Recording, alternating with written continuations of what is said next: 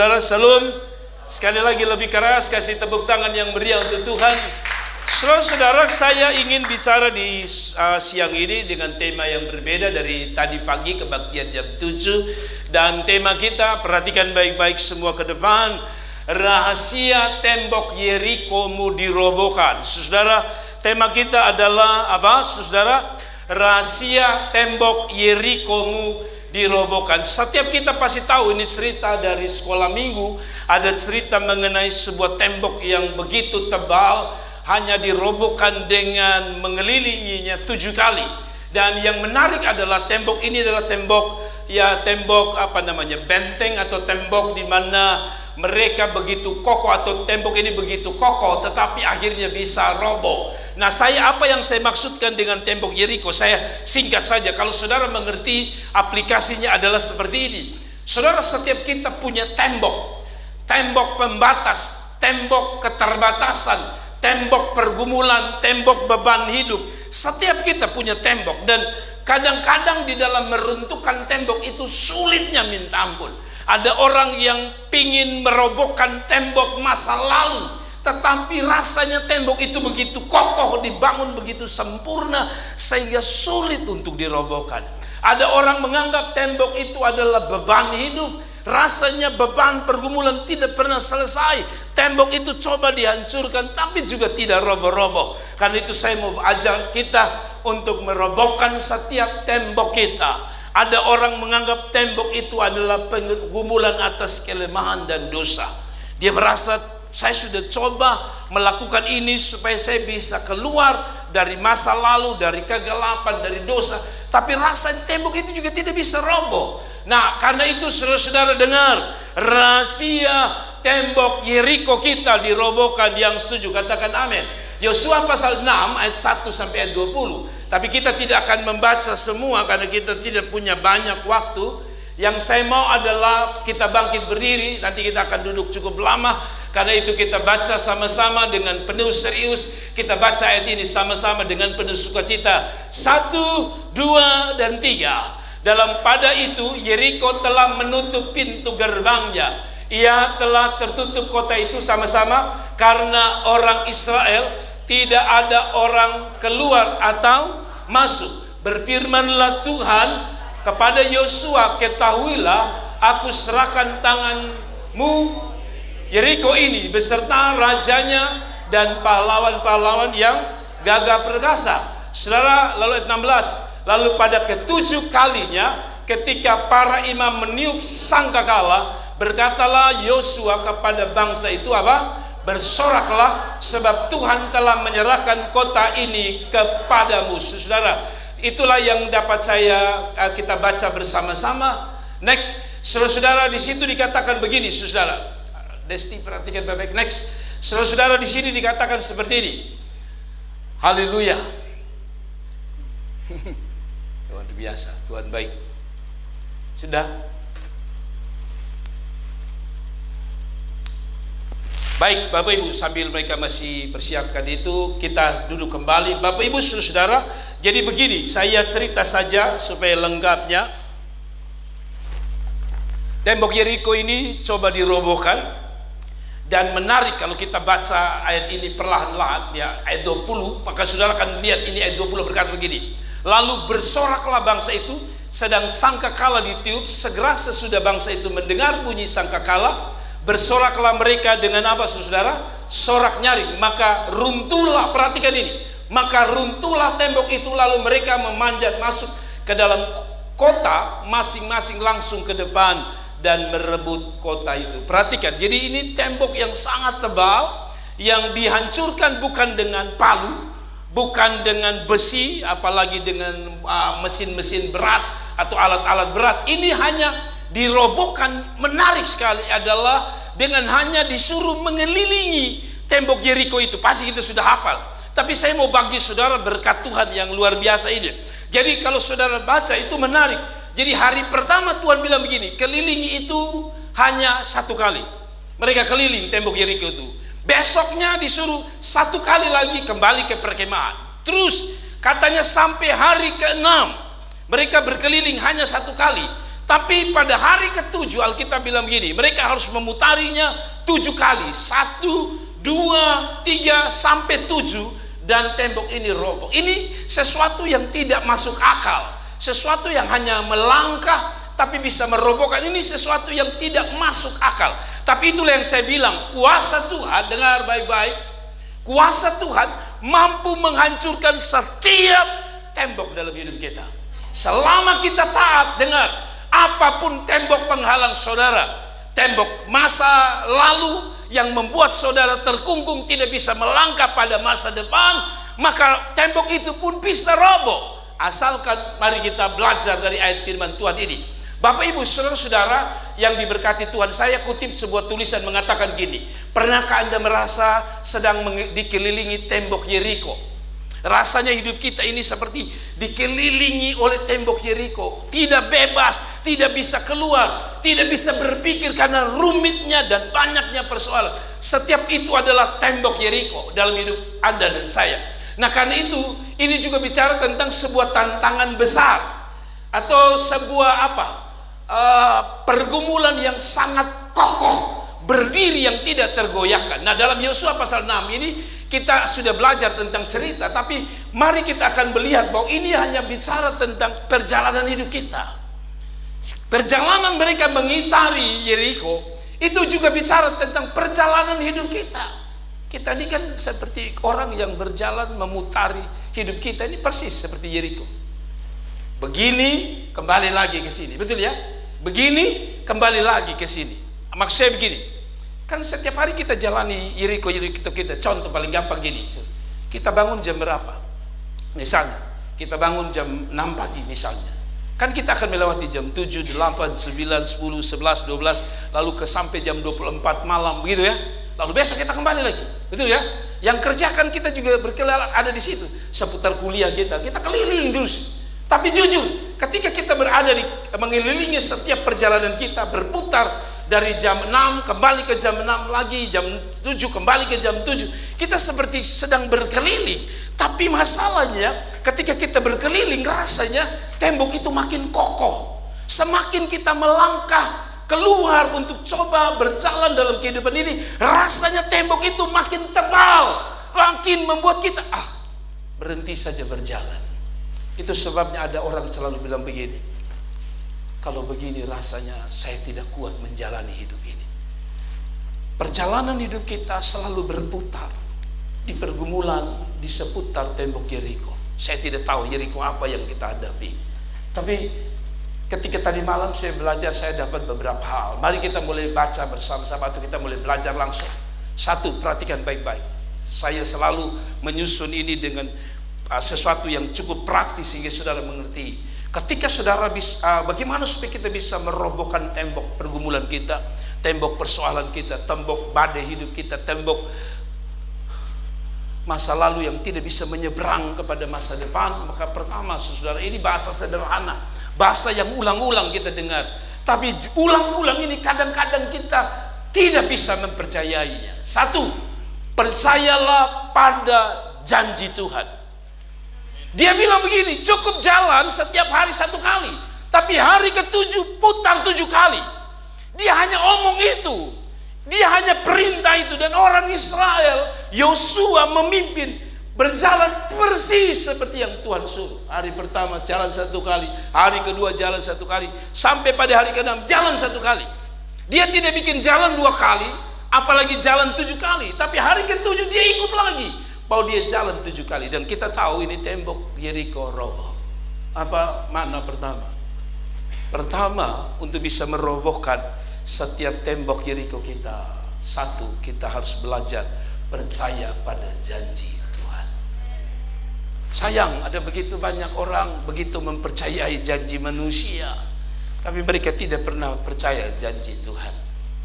Sayang, ada begitu banyak orang sampai merelakan harta benda hanya untuk sesuatu yang sebenarnya palsu. Berapa banyak hari ini orang ketipu dengan telepon orang, Bapak dapat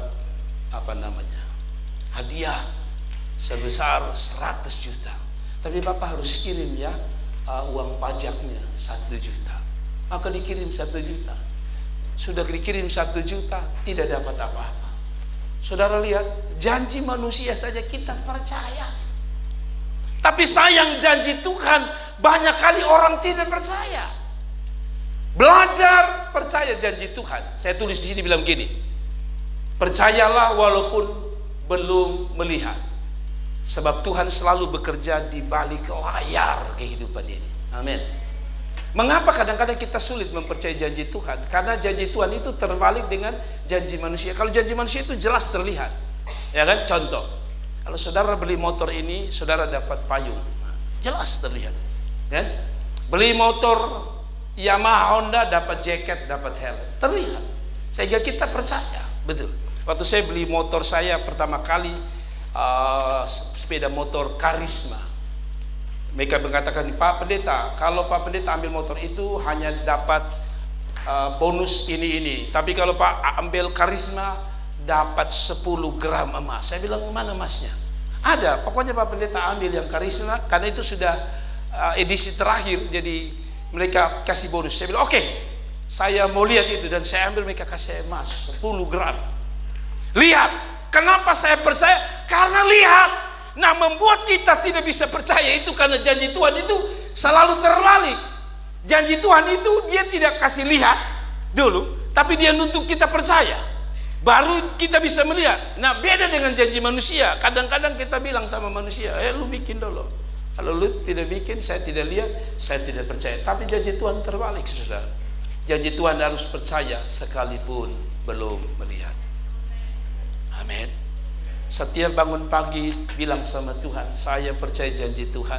Tembok saya belum roboh hari ini, tapi besok saya percaya dia roboh. Mungkin hari ini belum, tapi bulan depan saya percaya dia pasti roboh. Yang setuju kasih tepuk tangan untuk Tuhan Yesus. Mari kita baca ayat yang kedua. Perhatikan ayat kedua atau 1-2. Dalam pada itu Yeriko telah menutup pintu gerbangnya. Bukan hanya tembok keras, saudara. Itu tembok ditutup atau tempat itu ditutup. Telah tertutup kota itu karena orang Israel tidak ada orang keluar atau masuk. Saudara bisa bayangkan, ini tembok ini, tidak ada yang bisa keluar, tidak ada yang bisa masuk. Ini kan gambaran hidup kita. Mau cari jalan keluar tidak bisa, mau masuk kerja tidak bisa, mau masuk lamar kerja tidak bisa.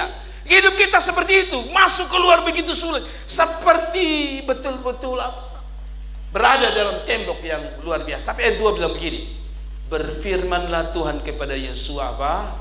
Ketahuilah aku serahkan ke tanganmu Yeriko ini serta rajanya dan pahlawan-pahlawannya. Saudara, cukup mereka dengar firman Tuhan, lalu mereka mulai melangkah persis seperti janji Tuhan. Saya kasih ingat Bapak Ibu saudara. Tadi kalau saudara baca, kita tahu bahwa pada langkah ke-7, betul ya? Atau pada putaran ke-7, betul ya? Baru mereka lihat janji Tuhan itu, ya. Kadang-kadang hidup kita itu kita kurang percaya dengan Tuhan itu begini. Ini karena kita sudah tahu bahwa pada putaran ke-7, betul ya? Karena kita sudah tahu bahwa setelah putaran ke-7 tembok roboh, itu sudah anak sekolah minggu juga hafal. Tapi Anda tahu bahwa pada waktu itu orang Israel tidak tahu bahwa di putaran ke-7 itu baru janji Tuhan digenapi. Kadang-kadang setan itu suka tipu kita. Dalam putaran perjalanan hidup kita berdoa, kan kita tuh berdoa ini hari, besok putar lagi doa yang sama, Tuhan belum dapat kerja, besok lagi di doa yang sama, putar lagi, Tuhan belum dapat kerja, Tuhan putar lagi. Dan kita sering ada di titik ini, kita hilang percaya karena kita merasa, kita mulai berprotes, Tuhan berapa kali lagi saya harus putar Tuhan sampai saya dapat apa yang merupakan janji Tuhan. Tapi sebenarnya yang Tuhan mau ajar kepada mereka, tak usah peduli berapa langkah yang kau sudah langkah, berapa putaran yang kau sudah putar. Tuhan beta sebola balik doa ini, sebola balik 6 kali ini. Mana janji Tuhan? Dengar baik-baik, Tuhan tidak peduli berapa kali yang kau berputar.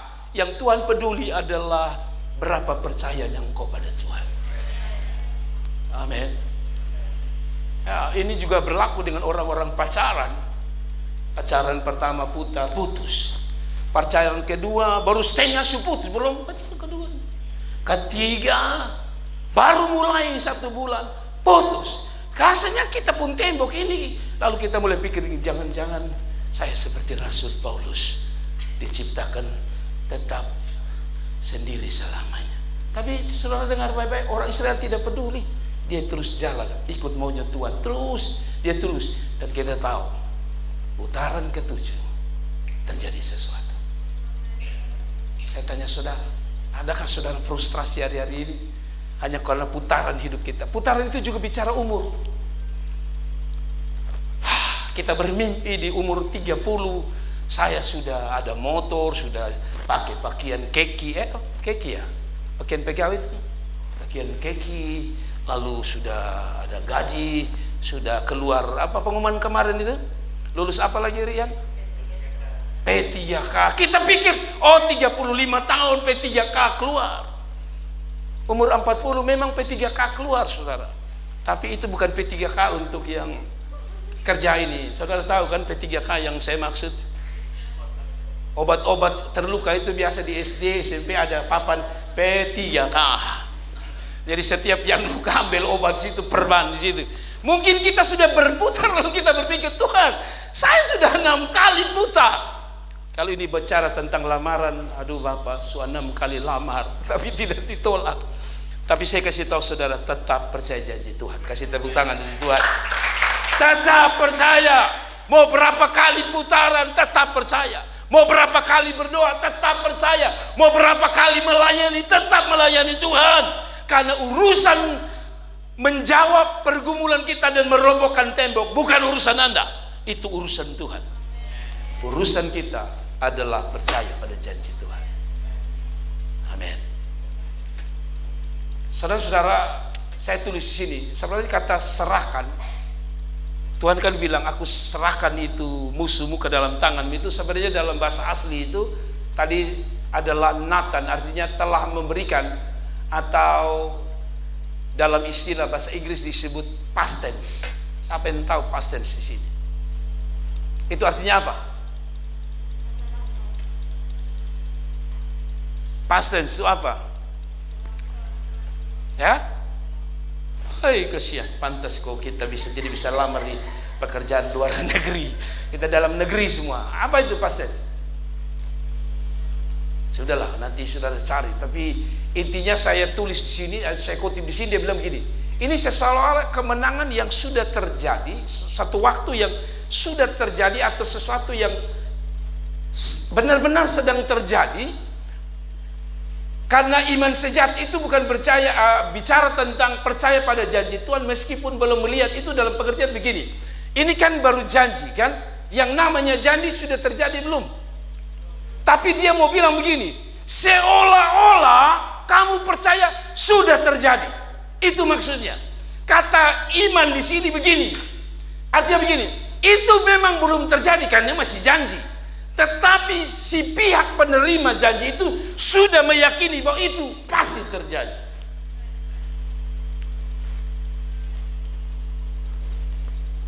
Saya ajak kita teman-teman dan semua saudara jemaat Tuhan. Yang sulit itu bukan merobohkan tembok. Yang sulit itu karena tidak ada iman di dalam hidup kita. Sekali lagi, robohnya sebuah tembok itu tidak sulit. Tapi yang sulit apa? Iman kita. Makanya selalu Tuhan marah kepada murid-muridnya kan. Waktu Petrus mau tenggelam, Tuhan bilang, di manakah imanmu? Berarti waktu itu kan Petrus bilang, kalau engkau itu adalah Tuhan, suruh saya berjalan. Berarti susahnya bukan di berjalan di atas air. Susahnya di mana? Tuhan menemukan iman dalam diri orang percaya. Merobohkan ini tembok Yeriko yang katanya harus 7 hari, sebenarnya Tuhan bisa bikin dalam 1 detik roboh. Tetapi yang Tuhan inginkan adalah iman itu sendiri. Iman inilah yang membuat Tuhan dapat melangkah. Dengar baik-baik, dengar baik-baik. Imanlah yang membuat kita bisa melangkah 1 langkah di titik terbatas kita. Tadi saya bilang, iman itu membuat kita bisa melangkah di titik terbatas paling maksimal dalam hidup kita. Kalau Anda merasa ini sudah mentok di sini, sudah tidak bisa apa-apa, ingat, iman itu melangkah 1 langkah di atas keterbatasan itu sendiri. Mengerti ya? Semua mengerti ya? Iman itu selalu keluar dari keterbatasan kita.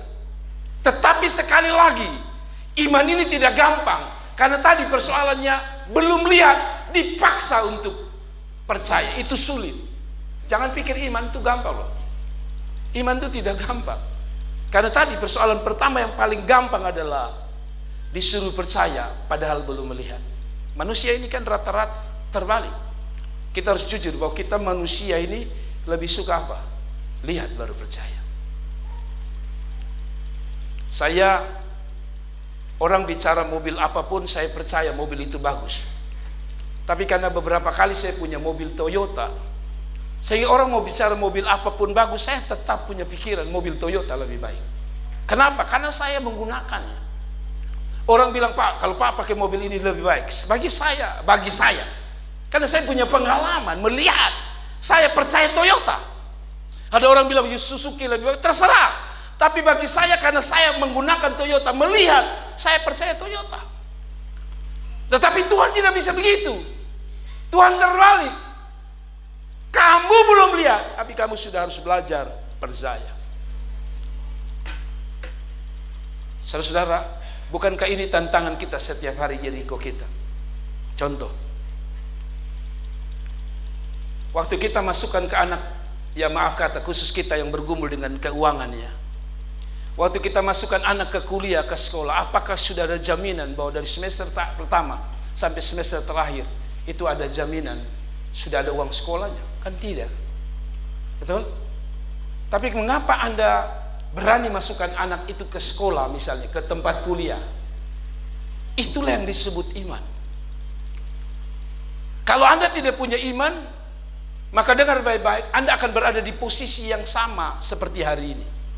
Anakmu tetap tidak kuliah, anakmu tetap sekolah. Karena yang engkau pikir adalah lihat dulu. Kalau Anda tunggu sponsor, kalau Anda tunggu bantuan, mungkin bisa datang. Tapi anakmu akan terlambat kuliah, anakmu tidak bisa sekolah dengan baik. Saya kenal beberapa jemaat di sini. Mereka orang-orang biasa kok. Tapi mereka punya iman yang luar biasa bagi saya. Mereka hidup susah, saya tahu mereka hidup susah. Makan saja mungkin mereka susah. Tapi mereka berani kasih anak-anak mereka sekolah sampai Jawa, dan hari ini hampir semua sudah, ya saya rasa semua sudah mungkin sarjana semua. Itu yang disebut apa? Langkah iman. Tidak ada kata. Kalau saudara hanya berpikir tentang kemampuanmu baru bisa saudara melangkah, maka kita tidak pernah bisa melangkah. Bapak Ibu saudara-saudara yang diberkati Tuhan, tadi pagi saya bersaksi sedikit tentang perjalanan saya ke Malang. Saya diundang untuk bisa hadiri pernikahan seorang anak sekolah minggu saya dulu, yang sekarang sudah punya sedikit usaha. Waktu dia suruh saya pergi, saya jujur, saya berpikir sayang, uang pergi pulang itu kan bisa pakai makan, pakai minum, bisa bikin pelayanan kah? Itu satu. Kedua, saya selalu berpikir begini, pergi mungkin ada, tapi pulang selalu saya beriman, pulangnya bagaimana. Tapi tadi pagi saya cerita, ketika saya mau berangkat, saya selalu percaya, karena mungkin berulang-ulang perjalanan saya, jadi saya terlalu yakin. Jadi waktu perjalanan kemarin, saya baru mau jalan, ada saja orang-orang kasih berkat. Dan yang lebih menarik, ketika saya turun dari mau berangkat, tiba-tiba WA masuk dari Jawa, dari sponsor saya mengatakan ini ada berkat. Atau saya buka itu ada 5 juta di sini. Padahal yang saya perlu cukup 3 juta saja kan untuk pergi pulang. Yang lain ya tahan perut sedikit di jalan. Tapi saya kasih tahu saudara, itulah yang disebut dengan iman. Kalau saudara dan saya tidak belajar mengenai iman, dengar, ini parahnya, selalu saya kasih ingat. Orang yang hidup tidak dengan iman, dengar baik-baik. Saudara dengar ini, bahaya orang yang tidak hidup dengan iman. Pertama, Anda gampang stres dan depresi. Karena ada hal di mana Anda bisa berpikir, bertindak secara normal. Uang saya 4,5 juta. Oke, kita keluarkan 2,5 juta untuk beli makan, minum, persiapan dan sebagainya. Sisa berapa? 2 juta. 2 juta nanti saya simpan 500 untuk jaga-jaga, betul ya. Lalu sisa berapa? 1,5. 1,5 ini beli pulsa, beli macam-macam, tinggal 500 misalnya. Lalu saudara bilang ini juga untuk kesehatan misalnya. Tapi bukankah dalam perjalanan hidup kita biaya hidup kita melebihi 4,5 juta itu? Jadi pertama, kalau kita hanya berpikir bahwa kita hidup dengan kemampuan yang kita punya di tangan kita, pertama kita gampang stres. Karena kadang-kadang antara perhitungan hidup kita dengan kenyataan uang yang kita pegang itu berbeda. Tidak ada hujan, tidak ada angin, ya kan? Apalagi sekarang. Waktu anak saya mau wisuda, saya pikir habis skripsi, tulis habis, selesai. Tapi ternyata Bapak Ibu tahu, anak saya bilang, Bapak, nanti mau wisuda, itu masuk ujian, bawa kain selendang. Itu tidak pikir. Saya pikir maju-maju saja. Lalu ada yang bilang, Bapak, minumannya dari sini, makanannya standarnya ini. Yang sudah wisuda pasti tahu itu di luar semua. Jadi tadi saya bilang, kalau tanpa iman hidup kita stres, karena ada hal-hal terjadi di luar kemampuan kita. Betul? Yang kedua, saya kasih ingat beberapa kali di sini. Kalau orang tidak biasa beriman, maaf, ini yang paling keras, ini yang paling sadis. Kalau itu perempuan, orang bisa jual diri. Saya omong ini keras ini. Saudara buka saja di Facebook. Maaf, wanita hanya jual dirinya sekitar 200.000, 150.000 hanya untuk bisa makan. Kalau kita tidak kuat dengan iman, percaya baru melihat, kita bisa tadi jual diri. Ketiga, kita bisa bunuh diri. Habis jual diri bisa saja, kalau tidak jual diri minimal bunuh diri. Pikir, aduh, kepala ini kayak mau meledak. Tidak heran kalau orang ambil keputusan bunuh diri. Kenapa? Karena mereka berpikir bahwa hidup ini hanya jalannya normal. Jadi ketika sesuatu berjalan tidak normal, otak langsung mengatakan, selesaikan hidupmu, bunuh diri. Tapi kalau ada iman, tadi saya bilang, otak memang sudah terbatas di titik itu, ya. Kesempatan kita untuk keluar dari persoalan itu juga seperti tembok tadi, sudah dibatasi. Tapi kuasa Tuhan tadi, tembok yang rasanya tidak bisa masuk, tidak bisa keluar oleh Tuhan, kita bisa menghancurkannya. Mengerti ya? Masuk ya di logika kita ya. Jadi kalau orang tidak punya iman, bukan hanya stres, kita gampang bunuh diri, dan dengar, orang bisa jual diri. Yang ketiga, tanpa iman orang bisa jual iman. Sekali lagi, lihat kita pun saudara-saudara yang susah. Karena mereka berpikir tidak punya apa-apa. Pas orang tawarkan agama yang lain, iman yang lain, jual. Kenapa? Karena tidak punya iman. Karena itu iman sangat penting. Yang setuju katakan amin. Saudara dengar baik-baik. Saudara dengar baik-baik. Itu sebabnya Ibrani 11 ayat 30 bilang apa? Karena iman maka apa? Runtuhlah tembok-tembok Yeriko setelah 7 hari lamanya mengelilinginya. 2 Korintus 5 ayat 7. Sebab hidup kami ini adalah hidup karena percaya, bukan karena melihat. Anak muda, mungkin kalian belum bisa memahami iman makin dalam. Tapi saya selalu bilang, Anda tidak tahu bagaimana mamamu, orang tuamu sebenarnya hidup dengan ini, iman. Kita ini enak. Anak-anak, saya selalu bilang kan, kalian hanya tahu besok itu buka, tutup saji, sudah ada makan itu.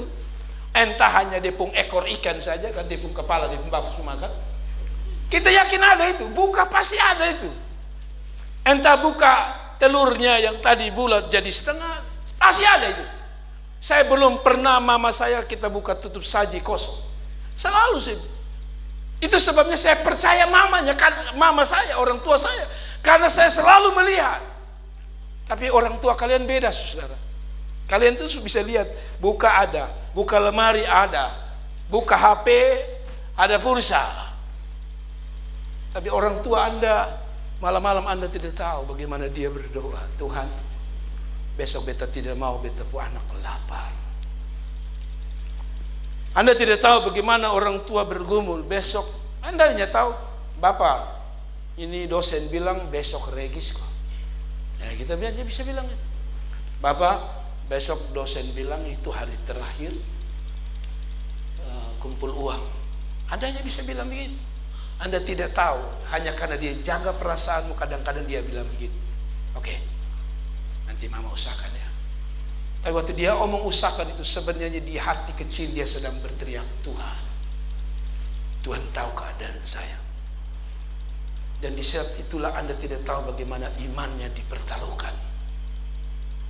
Besok mau makan apa? Yang penting anaknya tidak nangis. Yang penting anaknya tidak lapar. Kalau Anda bisa percaya papamu, mamamu bisa menyediakan, kenapa Anda tidak percaya bahwa Tuhan Allah penyedia itu? Paling bapak saya itu mengeluh belum gini, telain beli minyak. Tapi dia tetap beli minyak untuk kami goreng nasi besok. Dia menggerutu, tapi kami tetap percaya. Bapak saya itu karena dia perhitungan, mungkin karena anak banyak ya, jadi dia harus hitung baik-baik setiap pengeluaran. Kami banyak sekali, sudah. Jadi saya kalau lihat rice cooker saya ini saja kita sudah, saya lihat rumah-rumah tangga saya kan rice cooker itu paling yang berapa kilo itu? Itu yang kita punya berapa? 2 kilo saja kadang-kadang kita stres. 2 kilo. Saya punya keponakan, saya pun kakak ada. Bapak Ibu tahu kami punya Priuk itu bukan yang rice cooker 2 kilo. Nah, ini Malijo ada tahu. Kami pun Priuk itu yang besar. Dan itu Bapak Ibu tahu, pagi itu Priuk itu. Siang itu Priuk. Jadi bayangkan itu 3 Priuk besar ini. Habis. Sekarang setelah saya jadi orang tua baru saya ngerti, Tuhan ampuni saya.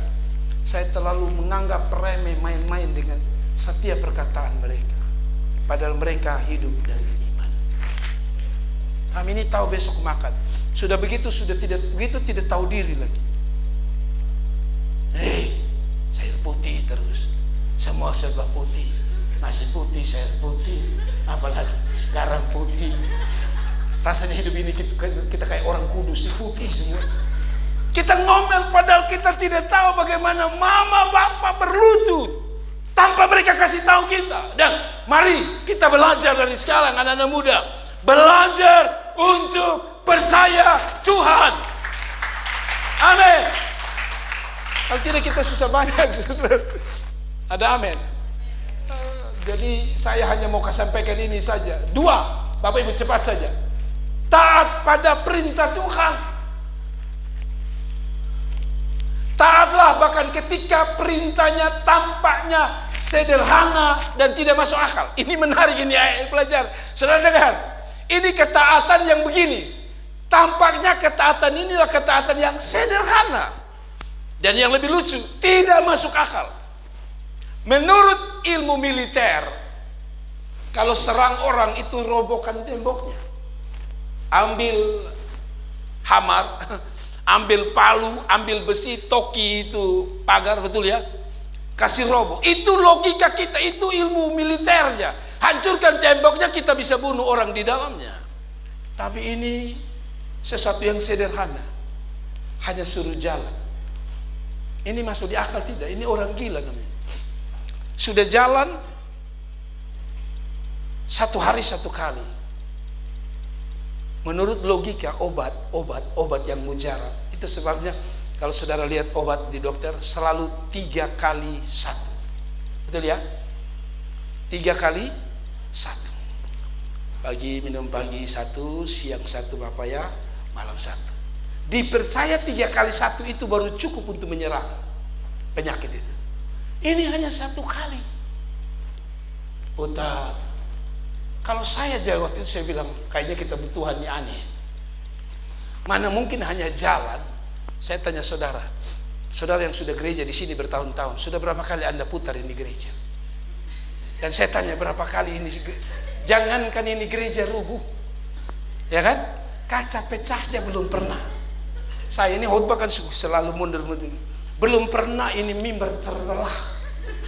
Anda ketawa, tapi coba Anda pikir sekarang ketika saya bilang begini, ayo kita keliling.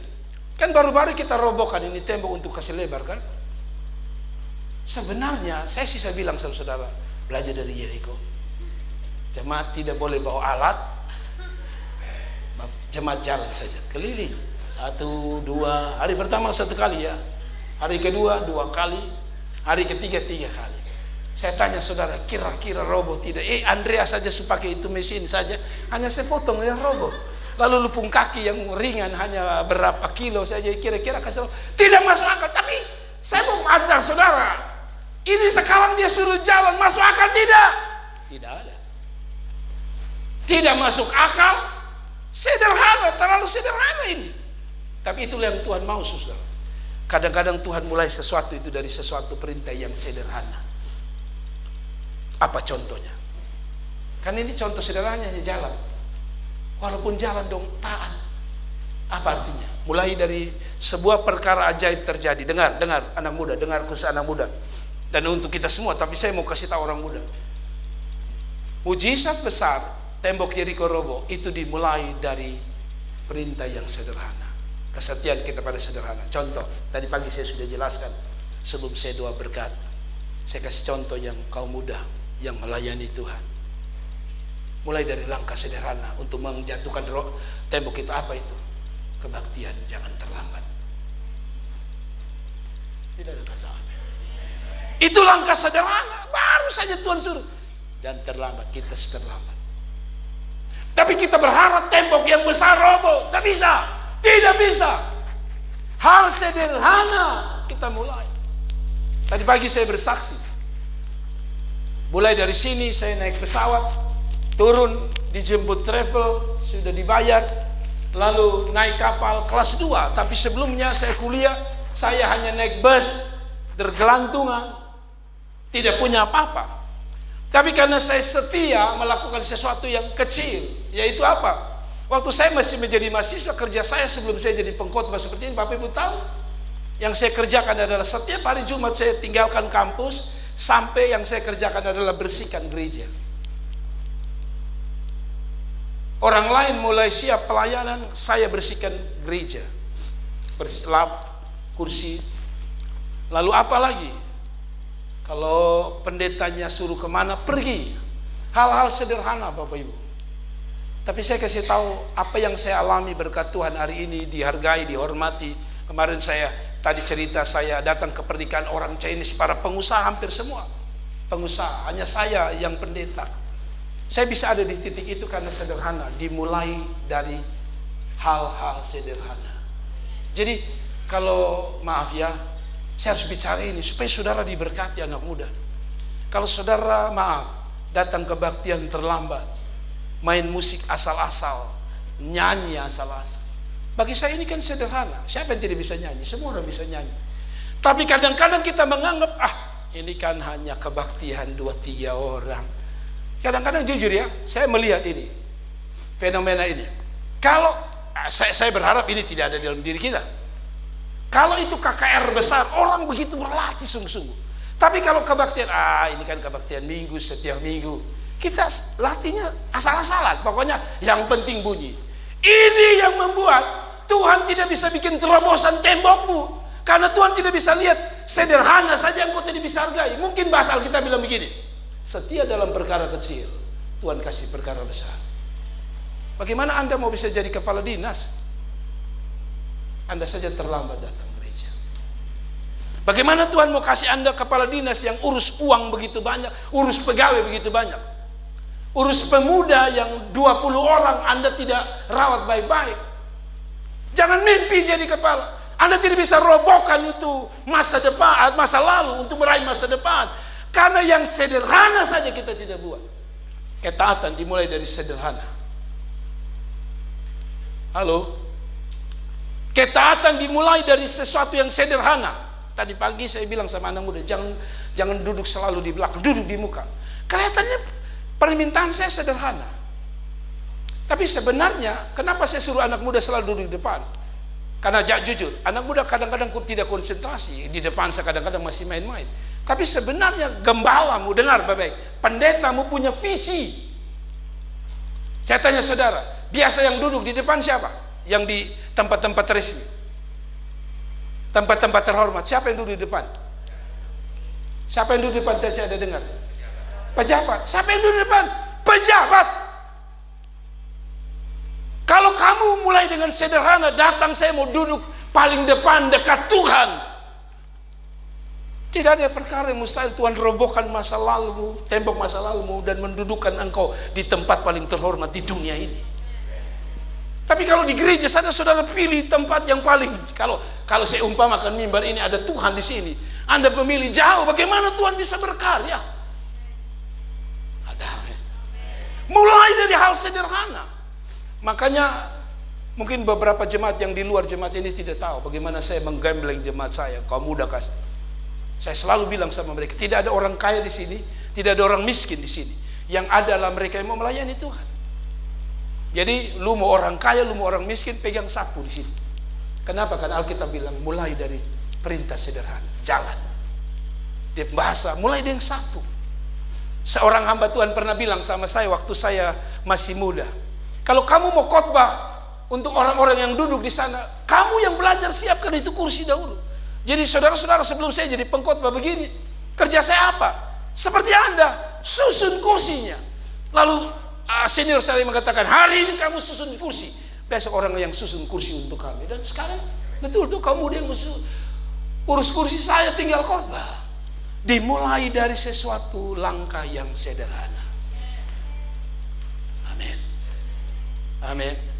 Maaf, yang mau tes polisi tentara, Anda pikir mau jadi tentara, mau jadi polisi? Anda tahu polisi dan tentara punya disiplin? Sudah lihat polisi punya tentara punya disiplin? Coba lihat dia pun komandan kalau lewat itu. Siap, gerak. Pesawat. Ini apa? Senjata. Cepat sekali. Ini lu baru bilang, mama bilang ambil garam, lu jalan kayak mau mati. Saya bilang, mana mama? Begitu mimpi jadi polisi. Mulai dari sederhana. Amin. Ya, kalau lu mau jadi polisi, kalau mama bilang ambil garam, lari. Tiba-tiba sudah depan, mama ini garam, apa lagi? Kan polisi tentara gitu. Siap, apa lagi bos? Siap, kau udah siap. Lu masih suruh 2 kali bilang, hei capek mama. Lu belum pikul itu tas yang isi pasir. Nah, kan polisi isi pasir toh? Betul tidak? Mama baru isi garam. Garam itu berapa kilo sih? Rasanya kita bentangan berat, Mam Tuhan. Pernah ada angka garam yang harga 2.000 jalan sudah Tuhan, berat. Tidak ada kan? Tapi yang sederhana itu solusinya bisa.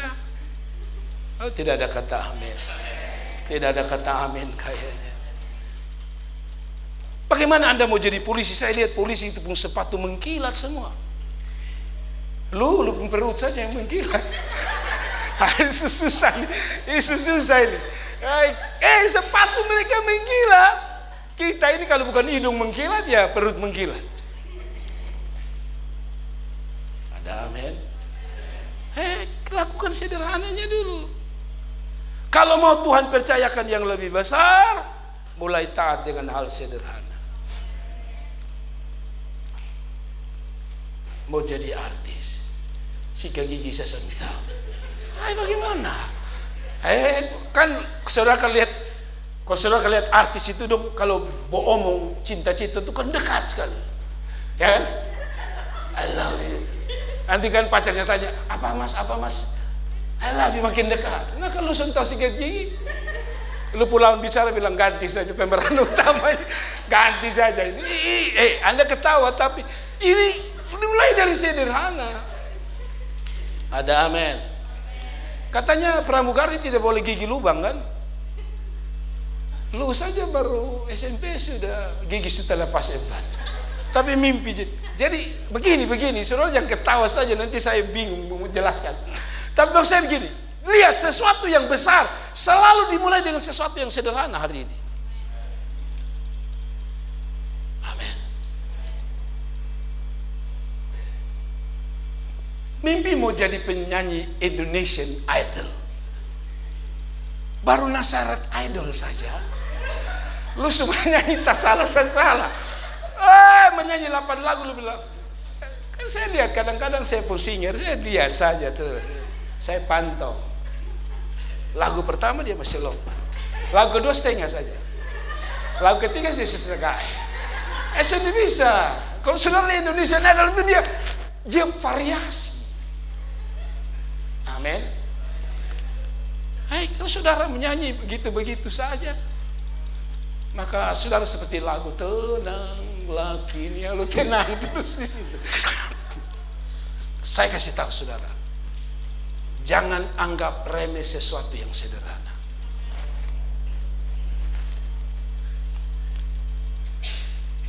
Gembala sidang saya, tempat saya praktek, ya ini sekali lagi bukan saya cerita untuk sesuatu menyombongkan ya, dia yang ngomong.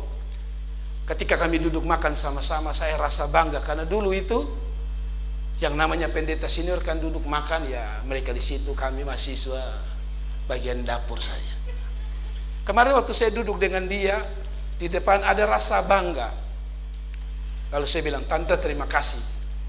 Ada dia orang luar pulau, orang Sulawesi yang keras kerja. Tante terima kasih buat didikannya. Saya seperti saudara, kalau ada seperti saya, saudara bertobat ya. Saya juga pernah benci dia karena dia bikin terlalu keras. Saya punya ini belum ada apa-apa. Terlambat dapat marah. Pokoknya saya harus benar. Kadang-kadang saya sudah bikin yang paling terbaik, juga masih dapat marah. Sampai satu waktu saya jengkel. Nah, hati-hati kalau saudara jengkel hamba Tuhan. Saya bawa motor saudara, tabrak orang, pak, polisi tangkap saya. Saya cari pendeta, saya bilang, mama saya minta maaf, saya marah mama karena mama marah-marah saya. Tapi dia bilang begini sama saya, tapi saya suka dari semua mahasiswa. Dia kasih kenal ada pendeta kami dari Singapura. Dia bilang, kalian tahu ini anak didik saya, dia paling lama bertahan dengan saya. Tapi saya belum jadi pengurus sinode, dia sudah jadi pengurus 2 kali sinode. Saya sisi lain mau bilang, biasa, tapi dalam hati, ku sanjung kau di tempat tinggi. Tapi maksud saya begini, saya belajar satu hal. Ternyata pelajaran dia untuk melakukan sederhana itu, kadang-kadang saya jengkel. Doa itu kan ada alas kayak karpet. Jadi kalau kita doa itu pakai karpet. Jadi masing-masing ambil di pung karpet. Kami pun kerja ada, habis doa gas tinggal di pung karpet. Kita yang angkat, susun lagi. Dalam hati kok karpet itu tadi saya bilang, apakah berat sampai jalan begini? Sisa angkat. Tapi kami angkat. Tapi saya kasih tahu saudara, hari ini saya bisa duduk di antara mereka dimulai dari hal sederhana. Amin. Amin. Saya tahu waktu saya lihat orang-orang di asrama polisi itu, menurut saya dengar yang tes di polisi, itu nanti waktu mau jadi siswa setelah masuk asrama itu, katanya komandan akan masuk. Apakah ini benar?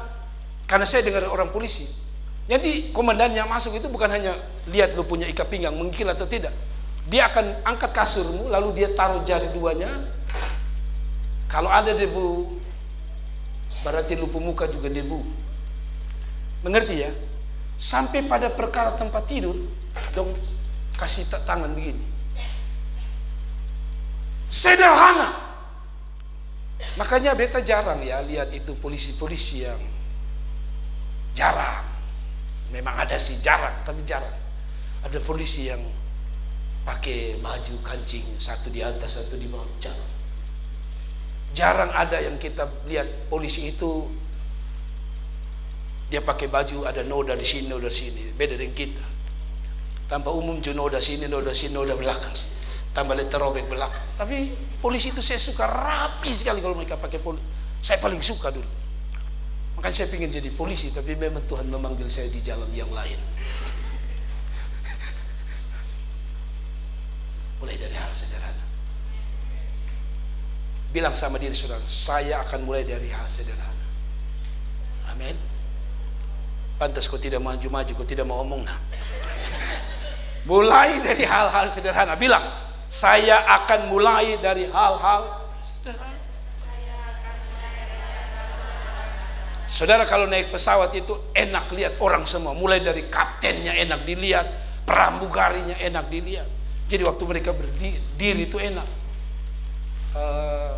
Saudara kita akan mendarat di Bandara El Tari, mulai dari suara sesu enak. Karena mereka latih dari ya kan? Sudah tata itu baju dengan rapi sekali. Lu saja pagi-pagi mama tua bilang, Sumandi kau belum, masih ditanya. Itu saya saudara bilang gini, saya kelemae, tapi mau jadi pramugari. Kira-kira lu berdiri dengan rambut fafuak itu, kira-kira orang ada di pesawat, orang bisa lompat pakai terjun payung. Bilang, saudara lihat ini pramugari, lompat saja. Selalu mulai dari sederhana. Amin. Tadi saya bilang mau jadi Indonesian Idol, tapi musik bunyi di D, lu menyanyi di E, itu susah. Latih, tidak ada orang yang sempurna. Amin. Latih berjam-jam. Kita baru 5 menit bilang berhenti ini kaki kesone kuat lagi. Lu tahu tidak bahwa itu Indonesian Idol? Kita ini baru berdiri di sini.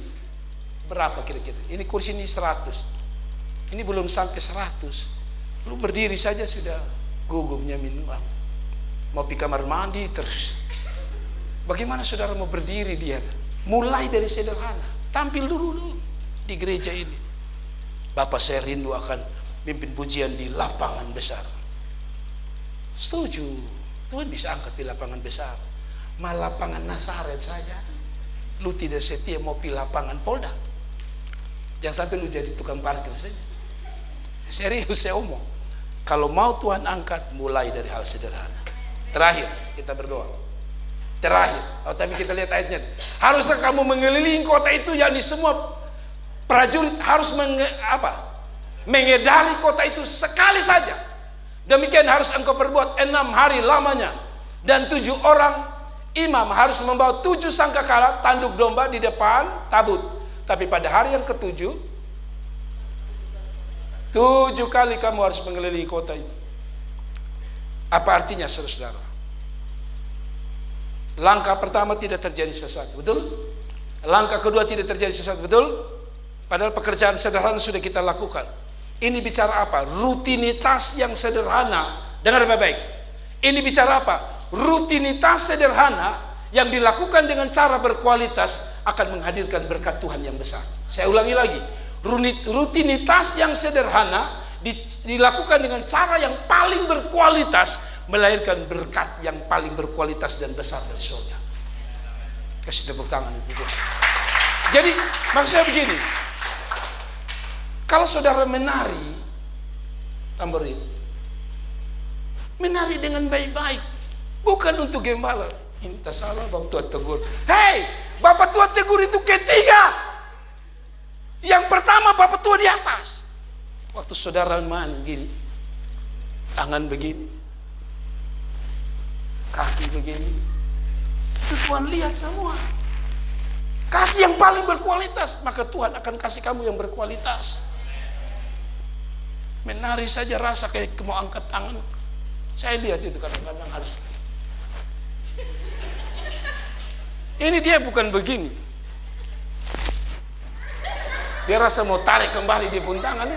Saya kadang-kadang lihat, saya kasihan dia.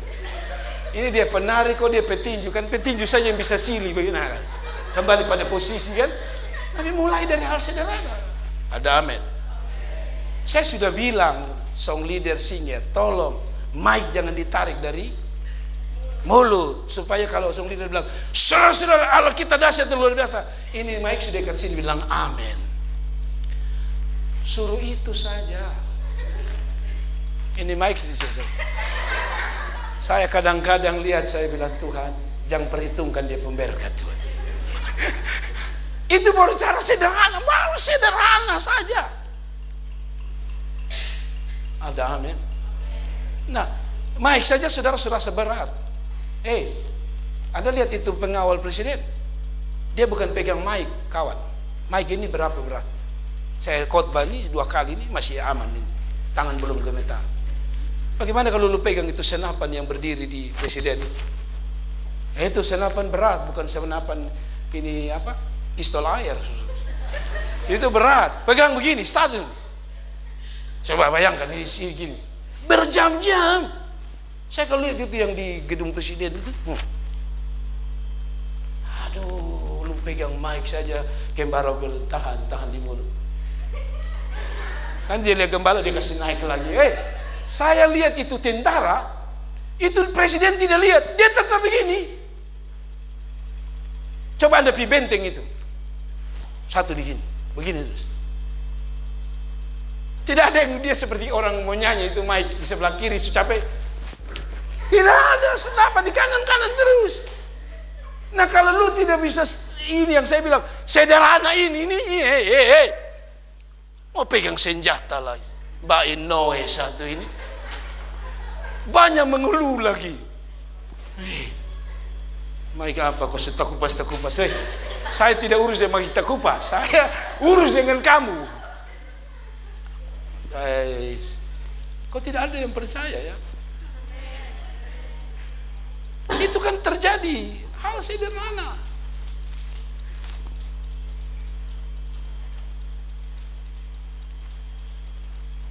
Hal sederhana lagi. Mama kasih uang.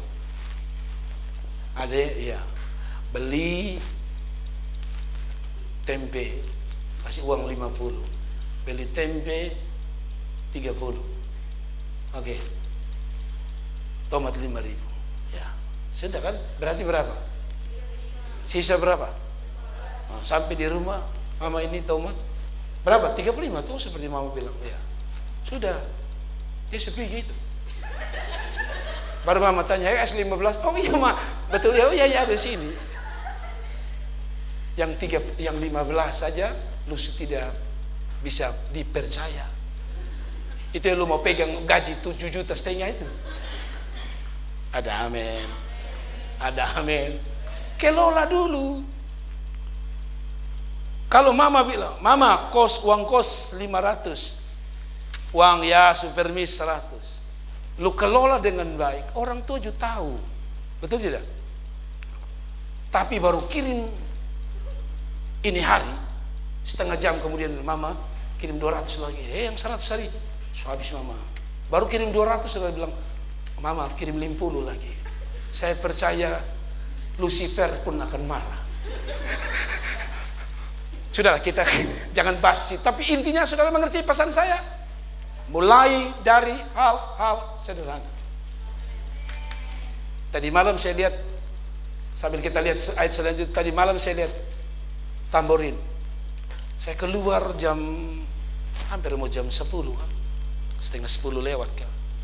Saya lihat tamborin lagi bakar-bakar kain. Saya dalam hati, aduh Tuhan, jangan dong bakar gereja lah. Saya tanya itu bikin apa itu? Rupanya mereka gunting kain untuk menari. Jadi di pinggir-pinggirnya itu saudara-saudara, karena tidak diobraskan ada benang-benang, mereka bakar supaya rapi. Saya pikir, model-model begini ini yang jadikan istri bagus satu saat. Ya kan? Karena dia bisa kelola keuangan dengan baik. Itu kan sebenarnya dia bisa bawa obras ke bayar. Belum dari sini ojek lagi di sana kan. Tapi karena dia seorang nona yang sederhana. Dia pikir, daripada keluar uang, bakar saja. Nah bayangkan kalau dapat metua begini, kasih 200.000 sebulan cukup. Tapi kalau sedikit-sedikit bilang, Mbak, ini harus jahit, ini obras, kasih lubang. Aduh, 5 juta lu sudah bisa hidup dengan dia. Anda ketawa, tapi itu pelajaran sederhana. Anda tidak nilai, saya nilai. Bagus juga ya. Ya, bagus juga itu. Bahkan tidak perlu keluar biaya. Amin. Ini kita ini sudah ada di situ, nasi, piring sudah lengkap, apalagi kangkung sudah ada. Makan saja masih bilang, nak makan. Aduh Tuhan Yesus, itu suara mak, nak makan ya, lebih parah lagi, nak makan ya, nanti sakit ya. Kurang ajar kau. Saya sudah banting tulang, suruh makan ya nak, nanti sakit apa? Sebelum dia sakit, saya sakit dahulu. Tapi sudah kita tutup. Apabila tanduk, sangkakala tanduk domba itu panjang apa? Apabila sangkakala tanduk domba itu panjang bunyinya dan kamu mendengar bunyi sangkakala itu, maka haruslah seluruh bangsa itu bersorak. Dengar musik, trompet bunyi, apa? Bersorak. Ini song leader bukan hanya musik bunyi, bass bunyi, drum bunyi, song leader juga bunyi. Mari kita bangkit berdiri bersorak-sorai. Itu pun dia pun cara sorak-sorai. Ketika orang bilang bersorak-sorai, hey, begitu dia bilang, hey. Coba, sudah dengar musik, song leader kasih suara lagi, hey. Tadi siapa kakak Novi siapa yang tadi pimpin pujian? Ku injak-injak iblis. Dia pun cara injak kan orang tuh injak jelas. Ku injak-injak iblis, jelas. Semut, jangankan setan, semut pun akan berkata kalah bos. Tadi maksud saya begini Bapak Ibu, supaya saudara belajar hal sederhana. Musik bunyi jangan disuruh. Amin. Tak perlu song leader bilang kita tunduk kepala, kita berdoa. Kadang-kadang saya ini jujur ya, saya ini kadang mau marah atau mau lucu. Kan kadang-kadang saya pasti altar call setiap besok khotbah kan. Saudara kita tunduk kepala. Saya masih ada yang begini. Saya mau bilang lu lihat apa? Kan saya sudah bilang tunduk kepala, jangan lihat ke kiri ke kanan. Saya masih lihat. Justru ketika saya bilang jangan lihat ke kanan, dia ada lihat gini. Saya pikir ini orang yang sederhana saja. Saudara tidak taat ini. Apalagi perkara-perkara sulit nanti. Suruh tugas di Aceh, suruh tugas di Papua, lu bisa kencing berdiri. Yang sederhana saja.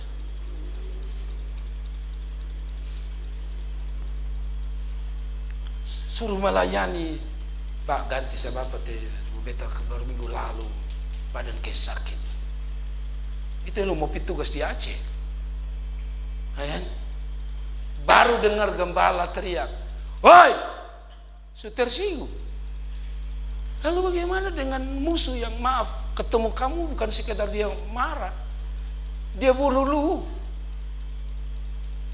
Pernahkah kalau saudara lihat itu yang Papua kalau ketemu kita pun tentara, Pak tentara mari dulu, untuk apa? Saya mau tembak Bapak. Tidak ada kasih tahu begitu, langsung pang selesai. Itu kan apa? Kapolres ke apa ditembak di Papua? Babinsa ditembak. Nah kalau maaf kata, saya kasih tahu kaum muda. Kalau gembala baru bilang duduk di depan, Anda tersinggung. Lu mau jadi apa? Mama baru omong lu tersinggung. Orang tuh omong gitu. Aduh. Saya kadang-kadang kalau lihat komandan perintah anak buah, kalau lihat, coba buka video supaya Anda apa yang saya omong ini nyata. Itu komandannya tuh sampai kata maki, kata-kata kotor. Sampai ada yang pukul komandannya karena memang komandannya sudah berlebihan, ngomong sudah ngalantur. Tapi maksud saya begini, di luar sana itu perkataan lebih pedas. Tapi yang sederhana di sini hanya untuk kebaikan saudara, saudara tersinggung. Maaf, jangan pernah bermimpi. Saya kasih ingat Anda, jangan pernah bermimpi. Saya jadi seperti ini karena berulang-ulang ditegur oleh pemimpin saya. Gembala saya tadi itu keras sekali. Ngomongnya itu orang Kupang bilang, apa ya, pedis.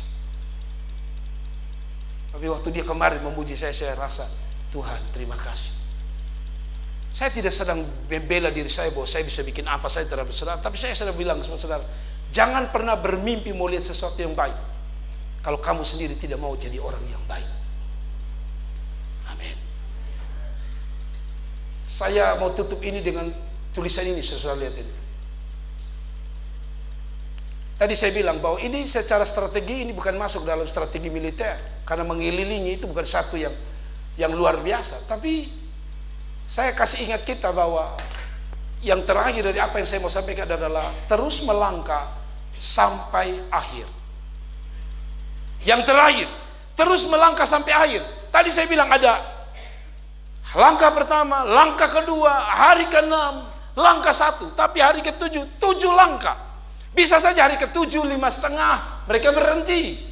Tapi Alkitab tidak bilang 5,5 mereka berhenti. Justru 7 seperti perintah Tuhan.